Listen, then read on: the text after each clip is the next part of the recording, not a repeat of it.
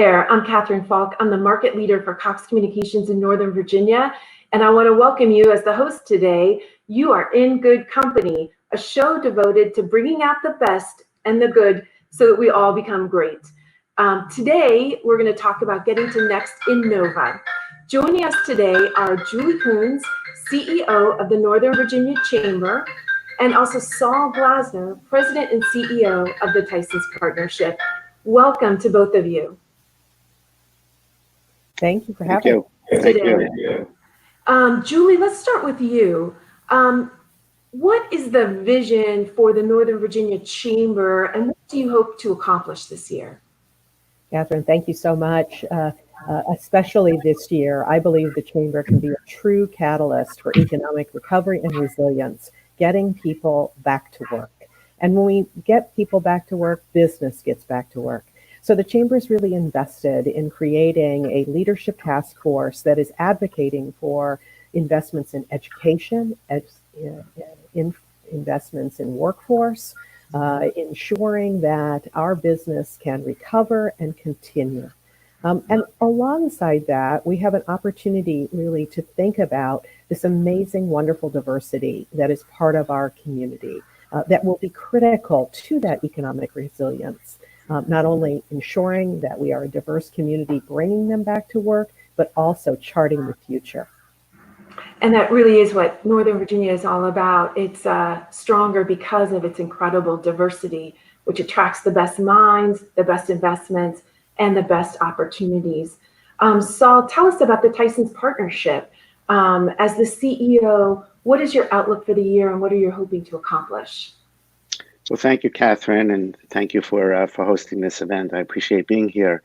Let me begin by saying I do have goals for this year, and I'll get to those in a second, but we have to think about Tysons as a long-term proposition. The Tysons Partnership is all about building community and facilitating the realization of the vision that was set out in the county's comprehensive plan for Tysons adopted 10 years ago, which sees Tysons as becoming a transit-oriented, urban, vibrant urban area. And we have to think about it in long-term framework, precisely at this time when the pandemic is hitting and is delivering so many challenges to the business community, to citizens, and is frankly delivering many setbacks to us in the short term. But over the long haul, and again, the comprehensive plan lays out a track that goes for 40 years to 2050. And I would argue that the development of urban areas is a much longer term proposition than 40 or 50 years. Over that whole, Tysons is going to thrive, going to continue to thrive. It's going to grow as it has to date. In terms of this year, the Tysons Partnership actually has a number of very particular goals.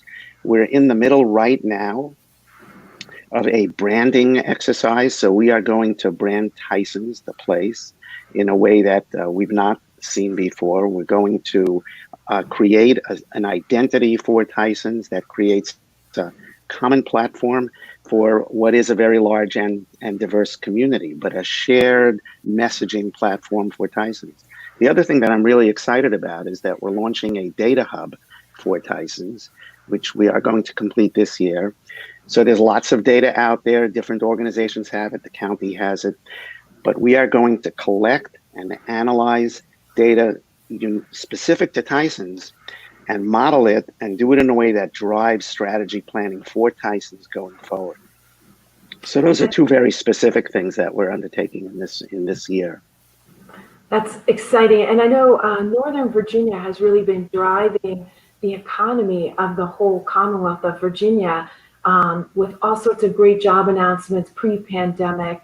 But then we encountered the pandemic and closing of so many things. And now this delayed opening for Northern Virginia because we had larger spikes than other areas. How's the delayed opening affecting businesses and the closing down of the pandemic? What do you see, Julie, and then Sol, as the effect on businesses in the region? You know, Kathryn, it's been very gratifying, of course, challenging at the same time. The gratifying is that so many of the businesses in Northern Virginia were very quickly able to pivot to telework, remote work.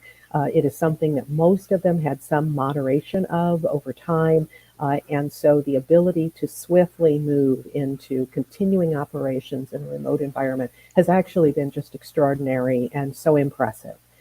We do know, of course, that there are certain segments of our economy and people who have been very adversely affected by this, particularly in our hospitality industry. But I would say overall, Northern Virginia as an economy is continuing to be at work, continuing to deliver value and services to all customers, especially our government customers. They're just a significant part of this economy. And as a very wise economist said to me yesterday, Virginia overall will fare well. Northern Virginia will go from doing exceptionally well just to doing well. So I think overall we're going to fare well in this continuing to be challenging time. And Julie, in specific, we've seen some impacts on hospitality and tourism. Tell us about the companies in Northern Virginia that have had the biggest impact. And then let's talk about where there's some green shoots.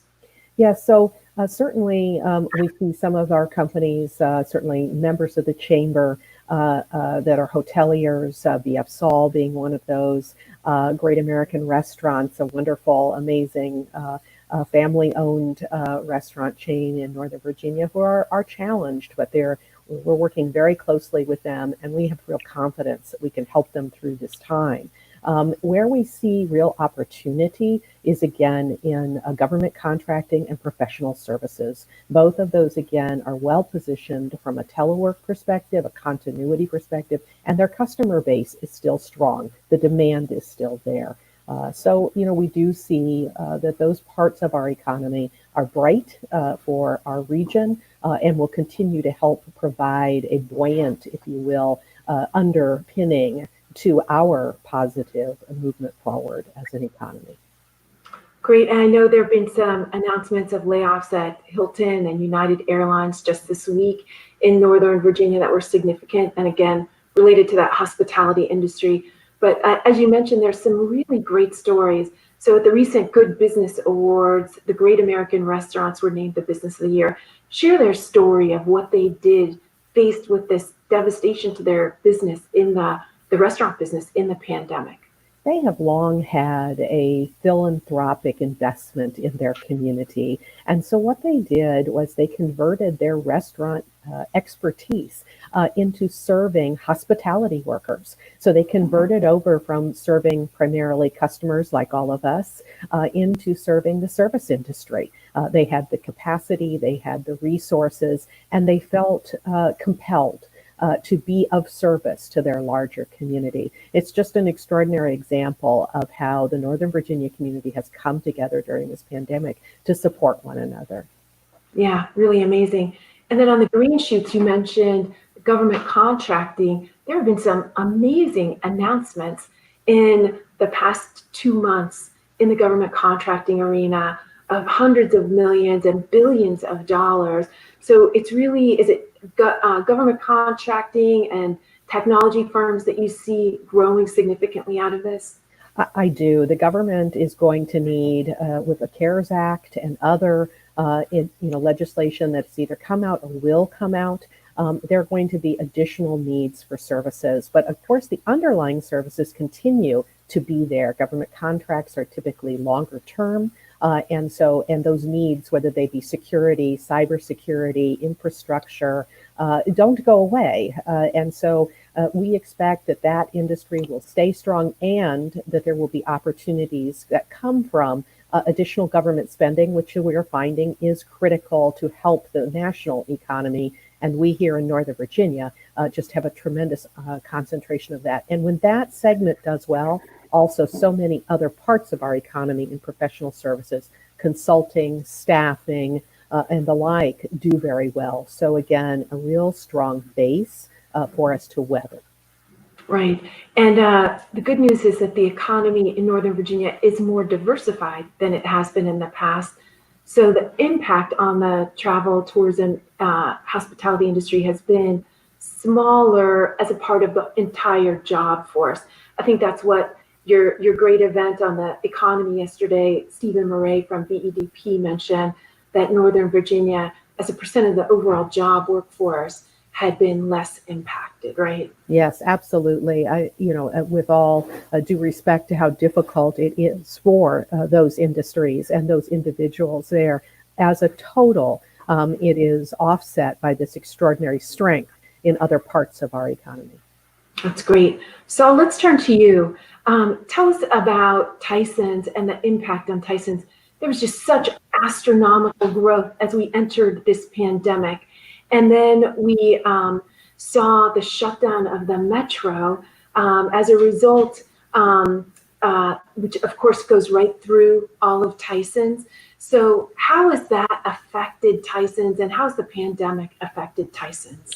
Okay, thank you. I caught the very end of your question because I had a little technical glitch, but we'll move on, and I'll also respond as piggyback on what Julie said, because, Tysons is very much a part of Northern Virginia, and everything she said about Northern Virginia applies in spades to Tysons, and it sort of works both ways. So we call Tysons the economic engine for Northern Virginia, for the region, for the county, some would say for the Commonwealth.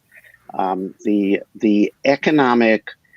concentration of economic resource that Tysons represents is absolutely extraordinary, no matter how you measure it. And it's all concentrated in an area that is less than 1% of the county landmass and a little bit over 1% of the county's population. That's not going to change, and that is part of what's going on now during this pandemic. So what we've seen, the challenges that all businesses are facing in Northern Virginia are exactly the same challenges that are being faced by those in Tysons. And we've seen throughout the Northern Virginia area and in Tysons absolutely extraordinary pivoting on the part of our employers. It's just amazing that within a week or two at the most, when things started heading south, organizations that had been experimenting with telecommuting just flipped the switch and were able to maintain their businesses and yet have people commuting, if you will, from home and experiencing life virtually. Even in the retail sector, of course, was slammed because people weren't shopping, and yet Tysons Corner Center, for example, stayed open. There was only a handful of stores that remained open throughout, but even there we saw a really tremendous innovative spirit. So, for example, Nordstrom's, which is one of the anchor tenants at Tysons Corner Center, turned their parking lot and their building into an online fulfillment center. And so they were able to maintain some degree of operations, keep people employed, and so forth. Of course, we were dealt a significant setback when the Metro decided, from our point of view, a little bit precipitously, to pull the plug on the Silver Line for the entire summer. The Silver Line is the lifeblood of Tysons.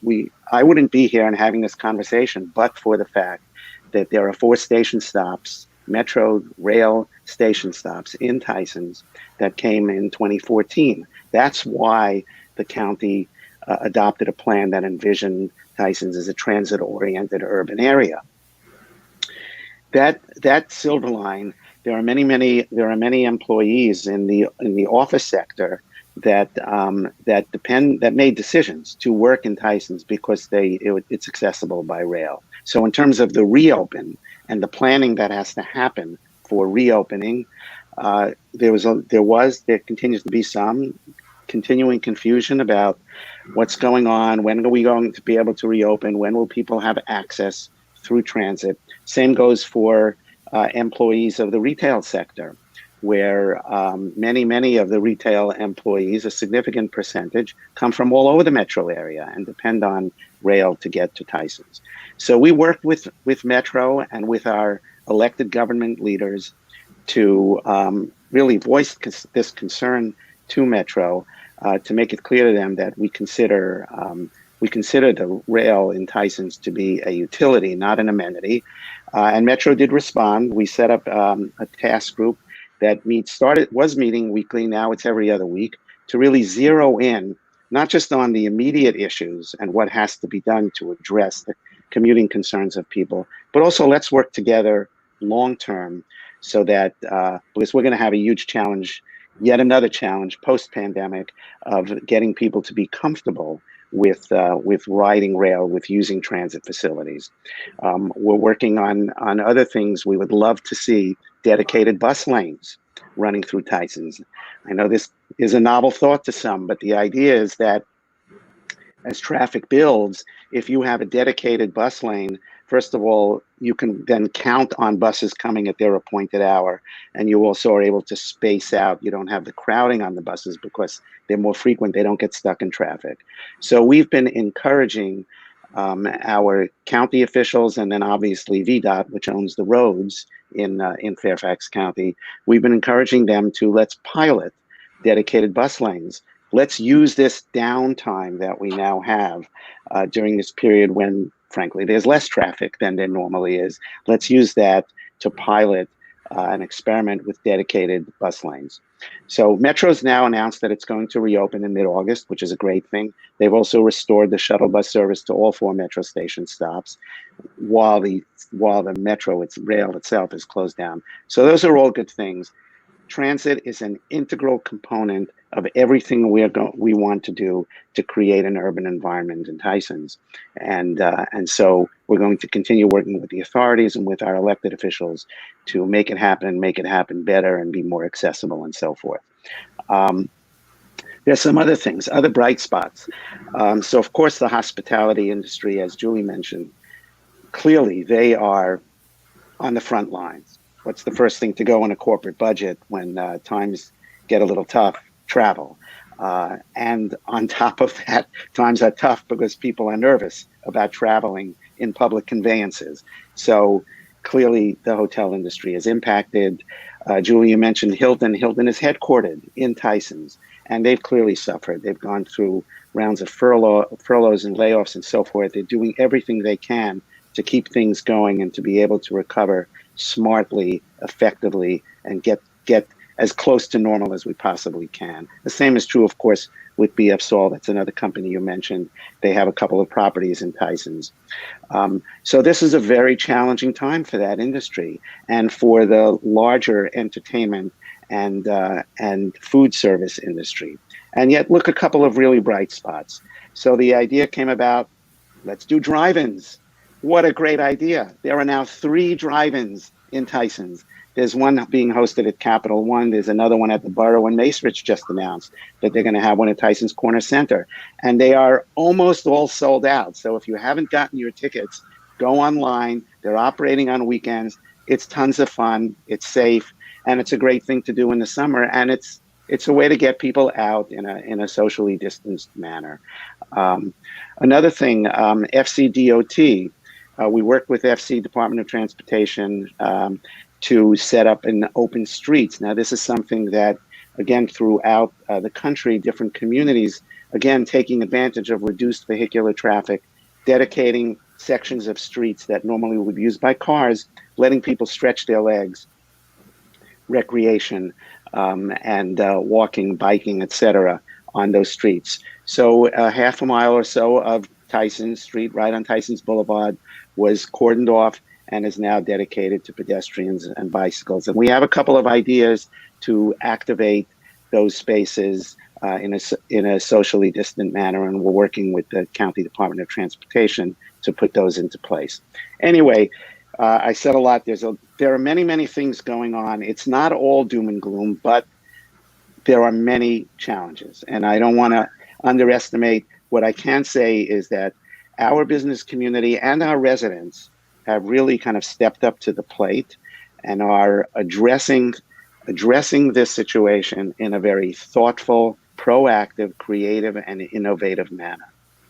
That's great. And so there have been some great green shoots in Tysons as well. With the shutdown of the Metro, it's allowed them to fix some concrete issues that will Yes. the Metro all the way out to Dulles and beyond. Yes. Will be a big value creator, right? That's huge. That's beyond big. Yeah. Now, let's think about it. And again, this gets back to what I was saying earlier about Tyson's being a long-term proposition. At one end of a corridor, we have the international gateway, the airport, Dulles Airport, the international gateway to the nation's capital. At the other end is the nation's capital. Right smack in the middle is Tyson's with 4 station stops. When that second piece, the phase 2 of the rail, opens up out to Dulles and beyond, we're going to be generating traffic in both directions. It'll be people who now have access to all the areas between Dulles and the capital in a way they did not have before, and the same in the other direction. So the impact on the region, the impact on Northern Virginia of that extension is very, very powerful, very, very significant. That's great. And then also in the middle of a pandemic, I was so excited to see the news about the borough, 4.2 million square feet, Yes. all developed, the largest Whole Foods on the East Coast, and now filing a petition at the county to add 1 million additional square feet. And you also broke ground on a apartment building, 390 units in Tyson Central. So green shoots throughout Tyson's, right? All true, all true. And it actually is very interesting. Most of the recent development, the last 2-3 years in Tyson have been residential. They tell me that the people in that space tell me residential continues to be very, very strong. There continues to be demand right now. And it's all good. That continues. I think there is a challenge that we do need to address very thoughtfully and in a strong manner, and that is the lack of sufficient affordable housing. So we don't want Tyson's or any area, frankly, throughout Northern Virginia to become a monoculture. Its strength really is in diversity and in diversification. We actually have an activity within the Tysons Partnership that is dedicated specifically to creating more affordable units in Tysons, to doing what we can to catalyze, to give people the tools with which to do that. And we're working with the Fairfax County Department of Housing on that. Again, that's a long-term challenge, but we'll get on top of it. It's all part of what we need to do going forward.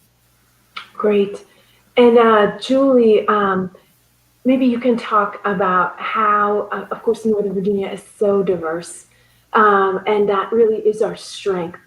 And you and I were both on a call yesterday with the Community Foundation of Northern Virginia about the disproportionate effect and impact on minority communities of the pandemic. And how do we restart our economy in the most inclusive way? And what advice would you give to some other regions as well? You know, Kathryn, it is a challenge. And as all of us look around, I think the most important thing we can do is speak to the problem and work with each other.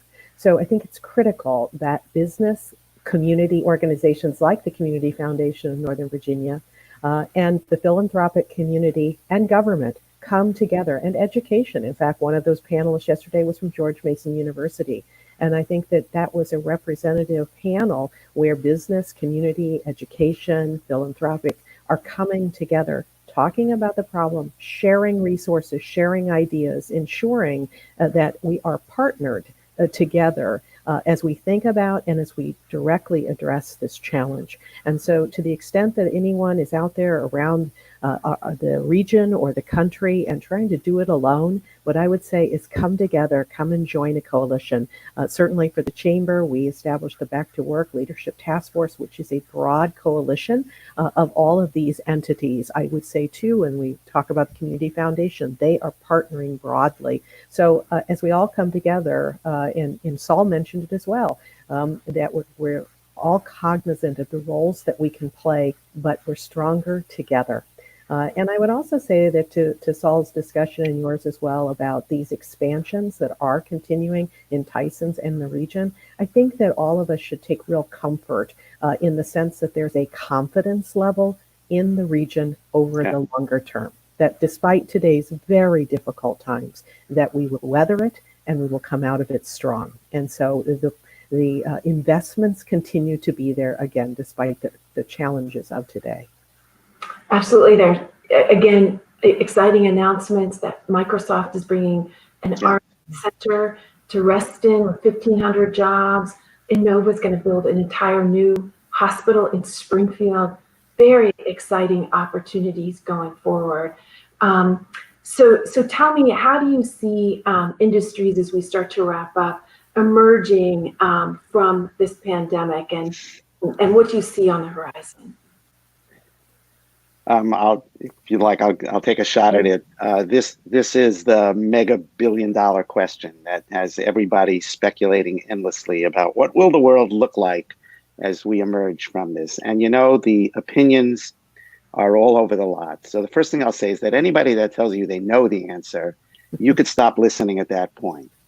But there are many opinions, and at this point they're all equally valid because everything is untested. But let's take the office market as an example, because office is well, certainly central to Tysons, and I would argue it's central throughout the region. It's a very critical component, our office workers. What's going to happen there? So you have two poles of thought and then everything in between. One poll says nobody's going back to an office ever. They love it being at home, and it's so convenient. No more beltway traffic. Why bother? You can get everything done from home. And the other poll says, get me out of the house. I just want to get back. And that it's just not true that the remote virtual world is going to be the one that sustains us. And then, of course, there's everything in between. It's going to be a hybrid. Now, the implications for the office market, is it going to continue to thrive? Will people demand more space when they're in the office, even if they're in the office for fewer hours per week? So that's a question right now. And all the experts are kind of speculating and trying to do their prognostications. But it has huge implications. I think in 6, 9, 12, 18 months, we're going to have a much better idea because we'll have more data, we'll have more experience. Tysons Partnership just went out yesterday with a survey to try to measure people's comfort levels about what they're willing to do, what they're not willing to do. These are all great questions. People's level of comfort, and of course, when will the vaccine come? All of these. There will be major, profound impacts going forward. We just don't know exactly what they're going to be. Yeah, Sol, I would agree with you. Yeah, I think that my gut tells me that it's some hybrid approach, and that demand to be together will still be a critical driving force. We are human beings, and we want to engage with one another. Yeah. And we create great things when we come together. Yeah, no, I agree. Collaboration is still important. In face-to-face collaboration still has value in the human world. Right. And as I say often, now more than ever, your engagement and those who are interested in joining the Chamber, the Tysons Partnership, now more than ever, these are important places to be, because you can't connect in the ways that you used to. And so it is really critical to have these vehicles. And Julie, you've had tremendous participation this year in all of your online events that you pivoted to so quickly. And so the future is bright, being involved in these organizations that are helping to drive Northern Virginia forward. So Julie, tell us your website. It is novachamber.org. Please Awesome. come visit us. Yeah, and join and tell us how we can help. And Sol, how about you? TysonsPartnership.org. Come be part of everything that we're doing. We have councils covering a bunch of substantive areas, and help make Tysons grow to be a more dynamic, powerful urban center for live, work, play. Absolutely. Two of the premier organizations in Northern Virginia. We're so thankful for all of your leadership. Julie Coons, CEO of the Northern Virginia Chamber of Commerce, and Sol Glasner, the CEO of the Tysons Partnership. Thanks so much for joining us today. You're in good company, a show devoted to bringing out the good so we all become great. See you next time. Thank you.